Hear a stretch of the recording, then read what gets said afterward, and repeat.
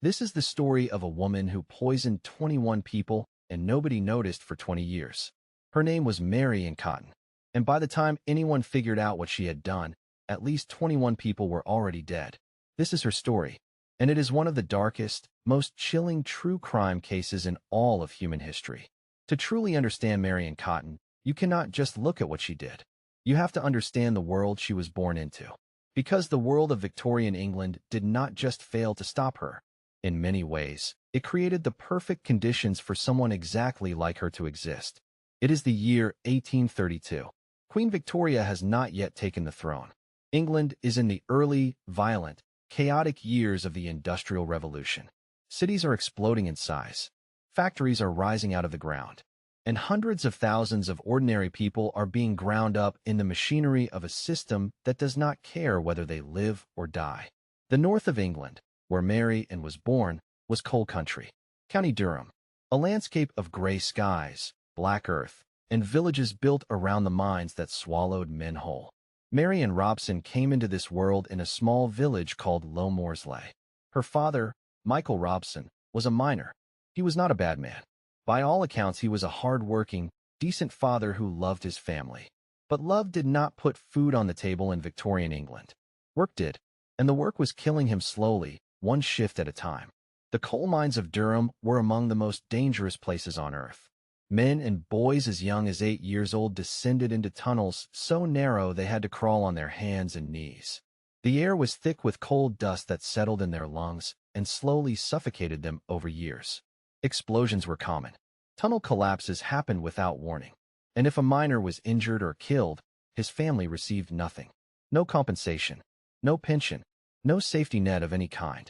Life expectancy for a Durham coal miner in the 1830s was somewhere around 40 years old. If the mines did not kill you quickly, they killed you slowly. And either way, they killed you. Mary was 8 years old when her world collapsed. Her father, Michael Robson, fell down a mine shaft. He did not survive.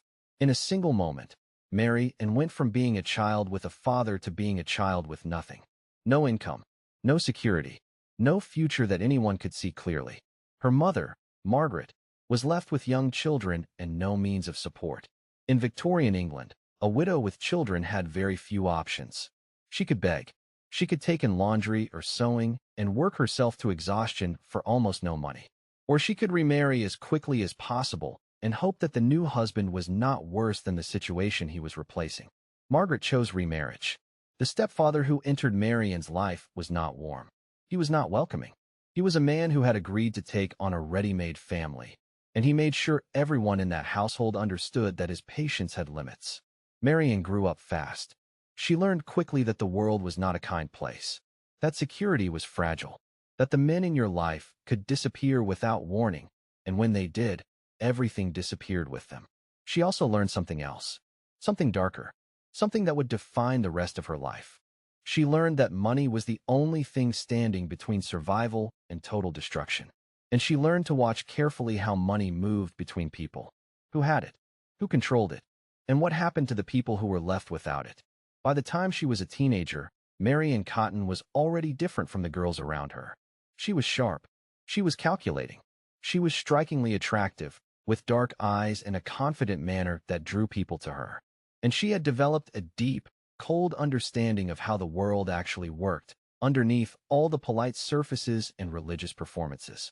In the church she attended every Sunday, she learned the language of grief and comfort. She learned how to cry at the right moments, how to say the right words to a devastated family, how to appear as the most devoted, caring, compassionate person in any room. These were not just social skills. These were survival tools, and Mary Cotton was learning to use them with a precision that nobody around her could even begin to suspect. Mary was 20 years old when she married William Mowbray in 1852. On the surface, it was a perfectly ordinary marriage for the time and place. William was a laborer. He worked hard. He was not wealthy, but he was steady. And in the world Mary had grown up in, steady was as good as it got.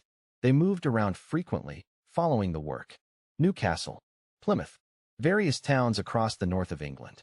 For a young couple in the 1850s, this kind of nomadic life was not unusual.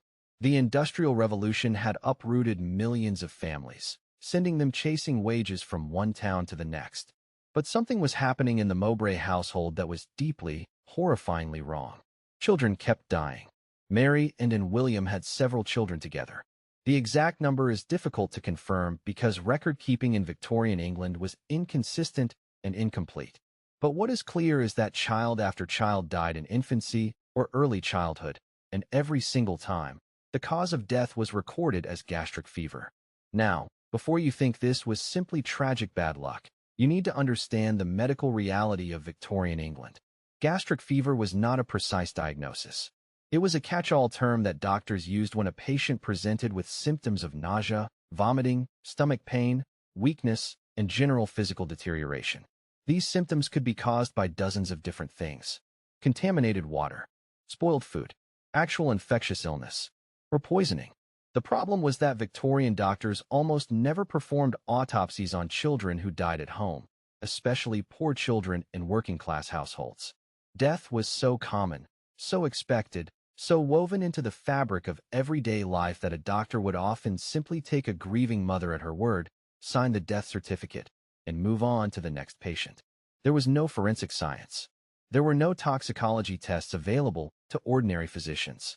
There was no system for flagging patterns of death within a single household. And so the deaths continued. And Mary continued to grieve, publicly and convincingly, at every funeral. In 1860, William Mowbray himself fell ill.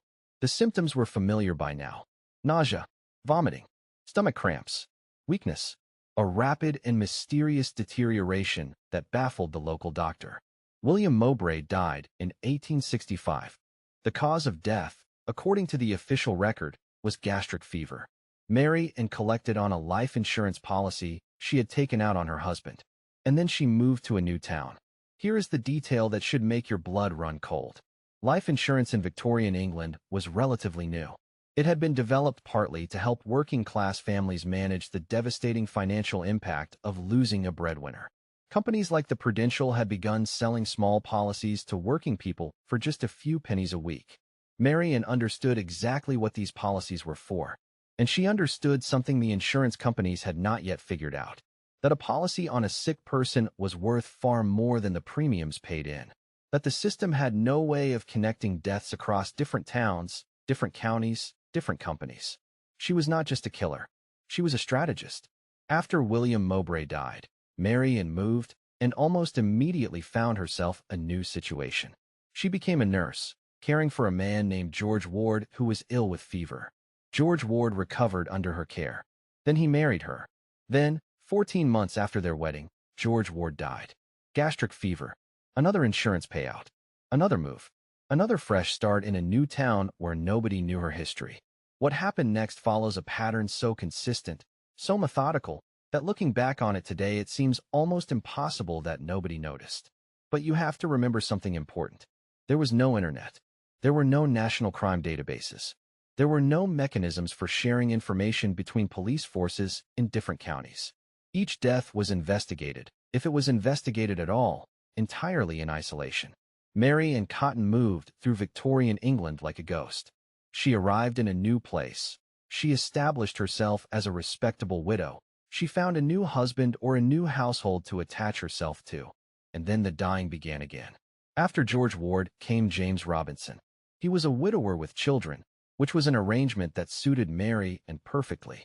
She moved into his home as a housekeeper. Within a short time, children in the Robinson household began to die. His children from his previous marriage. Children who stood between Mary and a simpler, more profitable domestic arrangement. The deaths were recorded. Grief was performed. Funerals were held. Then Mary married James Robinson. And then her own mother died while visiting.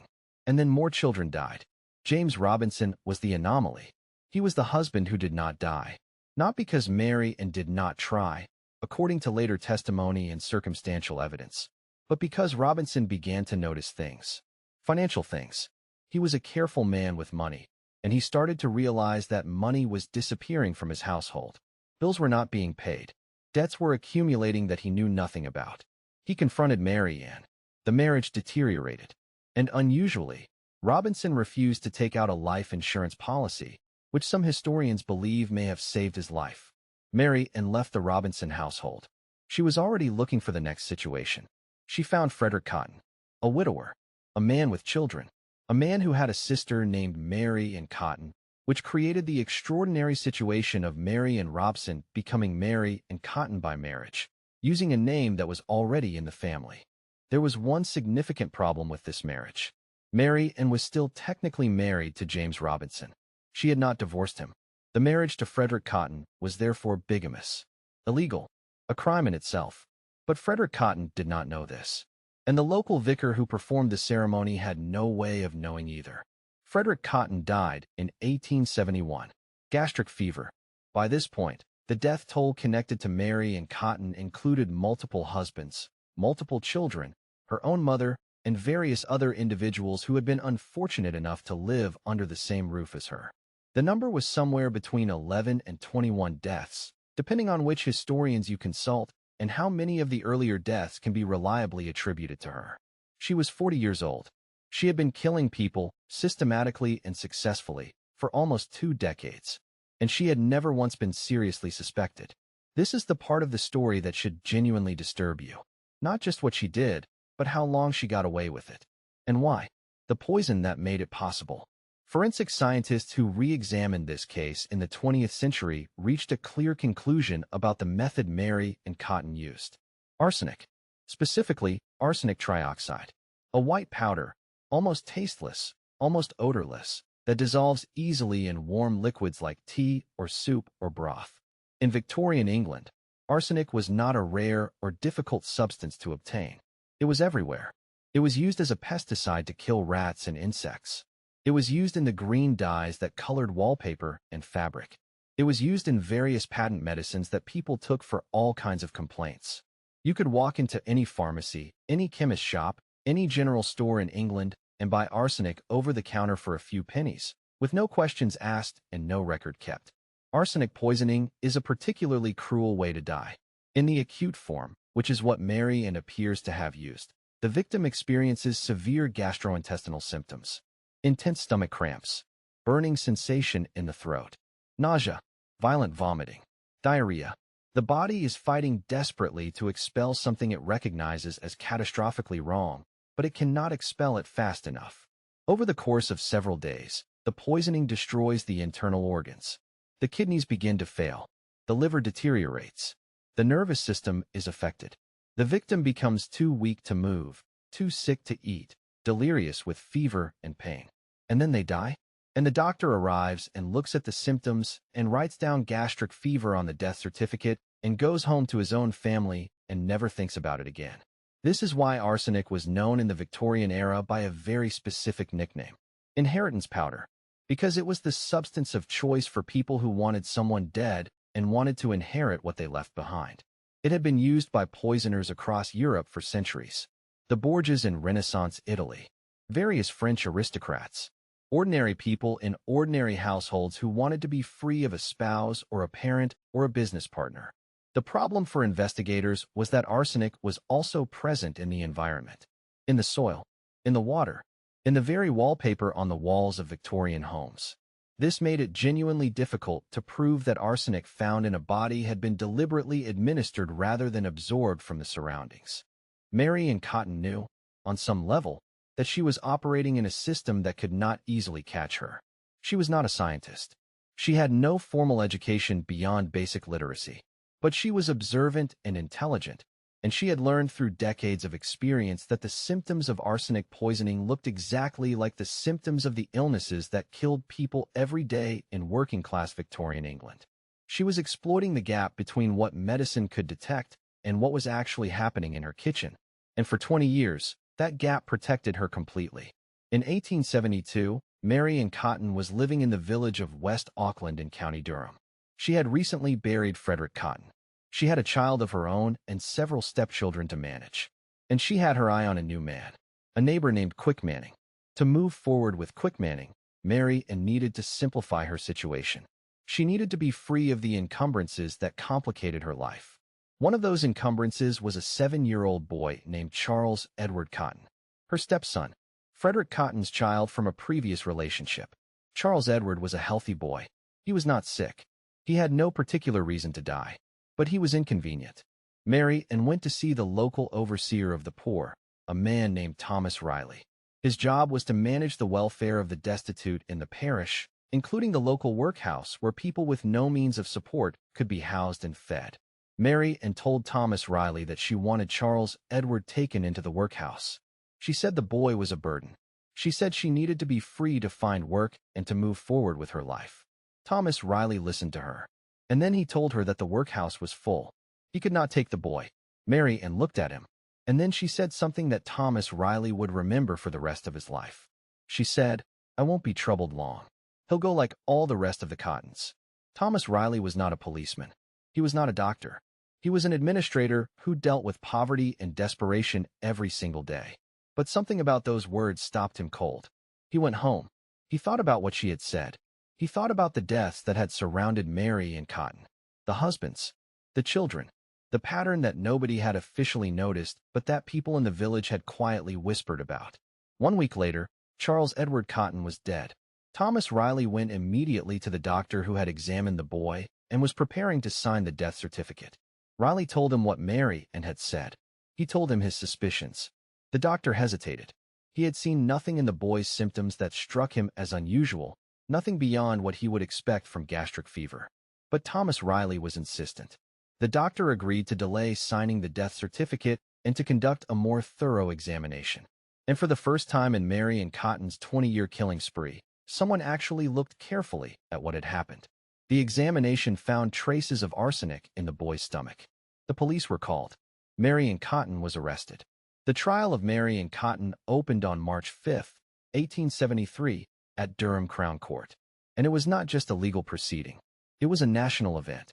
Newspapers across England covered every detail. The Times, the Daily Telegraph, local papers in Durham and Newcastle and London, all of them sending reporters to sit in the packed public gallery and describe every moment to readers who could not get enough of the story. Because the story had everything. A beautiful woman, a long succession of dead husbands, dead children, the gothic horror of a mother who had poisoned her own family members, the scientific mystery of a poison hidden in plain sight for 2 decades, and the question that every reader was asking, the question that still hangs over the case today. How did nobody notice for so long? The prosecution built their case carefully. They presented the arsenic evidence from Charles Edward Cotton's body. They called witnesses who testified to the pattern of deaths surrounding Mary Ann. They brought in medical experts who explained how arsenic poisoning worked and why it had been so difficult to detect. They could only officially charge her with the murder of Charles Edward Cotton. The other deaths were too old, the evidence too degraded, the records too incomplete. The bodies in some cases already decomposed beyond the point where useful evidence could be recovered. But the jury could hear about the pattern. They could understand the context. And the prosecution made sure they understood it in exhausting, devastating detail. Mary Ann Cotton sat through the entire trial composed and still. She maintained throughout that she was innocent. She had her legal team argue that the arsenic found in Charles Edward's body could have come from the green floral wallpaper in her home, which contained arsenic in its dye. This was not an absurd argument. Arsenical wallpaper was a genuine problem in Victorian England, and there had been cases of people becoming ill from the fumes released by damp arsenic-laden wallpaper. But the jury was not persuaded. The arsenic in Charles Edward Cotton's body was not in his lungs or his skin, as you would expect from environmental exposure. It was in his stomach and his digestive system. It had been ingested, swallowed. The jury deliberated for 90 minutes. They returned a verdict of guilty. The judge sentenced Mary Ann Cotton to death by hanging. She was taken back to Durham jail to await execution. In the weeks that followed, there were appeals. There were petitions. There were people who wrote to the newspapers arguing that the evidence was circumstantial, that a woman could not have done what she was accused of, that the system was condemning her unfairly. None of it changed the outcome. On the morning of March 24, 1873, Mary Ann Cotton was led from her cell to the gallows at Durham jail. She was 40 years old. The executioner that morning was a man named William Calcraft. He was notorious within his profession for what was politely called a short drop. This meant he did not calculate the rope length carefully enough to ensure that the fall would break the prisoner's neck instantly and cause immediate death. Instead, His hangings often resulted in slow strangulation, sometimes lasting several minutes. Mary Ann Cotton did not die instantly. She struggled at the end of the rope for what witnesses described as several agonizing minutes before death finally came. It was a brutal end, even for someone who had caused unimaginable suffering to dozens of innocent people. Even the reporters who were present and who had written about her crimes with horror and disgust found the spectacle difficult to watch. And then it was over. Mary Ann Cotton is believed to have killed between 11 and 21 people during her lifetime. The true number will never be known with certainty because the investigation that followed her arrest was limited by the same problems that had allowed her to operate for so long. Incomplete records, decomposed remains, jurisdictional boundaries between different police forces, the simple passage of too much time. What we know for certain is this: she killed children. She killed husbands. She killed her own mother. She killed people who trusted her completely. And she did it for money, small amounts of money by any modern standard, insurance payouts, and the freedom to move to the next situation without the inconvenience of dependence she no longer wanted. But here is what I want you to sit with as we come to the end of this story. Mary Ann Cotton was monstrous. What she did was evil. There is no context or explanation that makes the deliberate murder of children acceptable or understandable. But she did not operate in a vacuum. She operated in a society that had created conditions in which someone like her could thrive. A society where women had almost no economic independence. Where a woman's survival depended entirely on the men in her life. Where widowhood meant poverty. Where remarriage was not just socially acceptable, but financially necessary. Mary Ann Cotton did not invent the desperation that drove her choices. The desperation was built into the structure of the world she inhabited. She simply responded to it in the most extreme and horrifying way possible. A society where medicine was primitive and death was everywhere. Where gastric fever was a genuine killer, not just a cover story, because contaminated water and poor sanitation and inadequate nutrition claimed thousands of real lives every year. Where a doctor who signed 20 death certificates a week could not be expected to identify the one that should have raised an alarm. The medical system did not fail because the doctors were incompetent. It failed because the tools and knowledge required to detect what Mary Ann was doing simply did not yet exist. A society where the poor were invisible to the systems of power. Where the deaths of working-class children in working-class villages were not considered worth investigating too carefully. Where the assumption that women were nurturing and incapable of sustained calculated violence protected Mary Ann Cotton more effectively than any deliberate cover-up could have done. A society where insurance companies had created a financial incentive for exactly the kind of fraud she was committing without building in any safeguards against it. The very instrument designed to protect families from the devastating impact of sudden death had become, in her hands, a murder-for-profit scheme that nobody was monitoring. All of these failures happened simultaneously. All of them protected her for 20 years. And the most disturbing question the case raises is not about Mary Ann Cotton as an individual. It is about the systems around her. Because in every era, in every society, there are structural weaknesses. There are gaps between what we can detect and what is actually happening. There are assumptions we make about who is capable of what. There are blind spots built into our institutions. And somewhere, in some of those gaps and blind spots, people are doing things that the rest of us are not yet looking for. Mary Ann Cotton exploited the specific blind spots of Victorian England. But the lesson she teaches is not a Victorian lesson. It is a human one. Today, in the villages of County Durham in the north of England, there is still a nursery rhyme that children sing. Mary Ann Cotton, she's dead and she's rotten. She lies in her bed, with her eyes wide open. Sing, sing. Oh, what can I sing? Mary Ann Cotton is tied up with string. Think about that for a moment. A woman who killed at least 21 people, including multiple children, has been commemorated in a song that children skip rope to. Her name has been so thoroughly absorbed into the culture of the place where she lived and killed that it became a piece of playground folklore. That is not celebration. That is something stranger and darker than celebration. It is the way communities process trauma they cannot fully understand. They turn it into a rhyme. They give it a rhythm. They make it small enough to hold in their hands. But the story of Mary Ann Cotton cannot be made small. It is the story of 21 human beings who deserved to live and did not. It is the story of a system that failed them completely.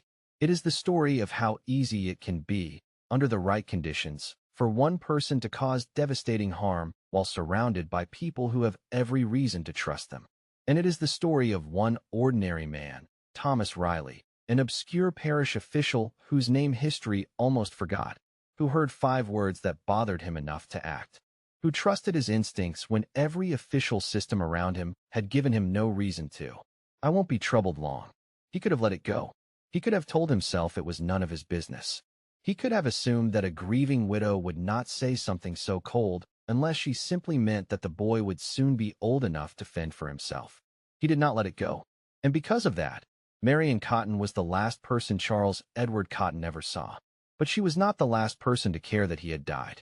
If this story made you think, please hit the like button. It helps more people find this channel and hear these stories that history almost forgot. Subscribe for a new video every Monday. Next week, we are going somewhere even darker. That story is next. I will see you then.